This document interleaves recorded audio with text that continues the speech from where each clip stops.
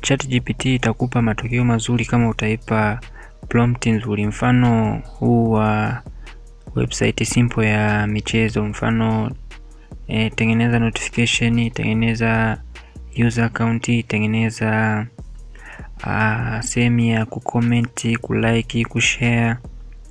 Kwa hiyo ukitengeneza prompt ndefu au maelekezo marefu ambayo yametosheleza, utapata matokeo mazuri. Mfano hii website ya hapo chini juu kulia, juu kushoto tunatengeneza account ya user, juu kulia tunatengeneza notification, katikati hapo itaplay video ya michezo, kwa chini kutakuwa kuna share, kuna comment, kuna like. Kama hapo chini unaona watu wamecomment kwenye website hiyo hapo.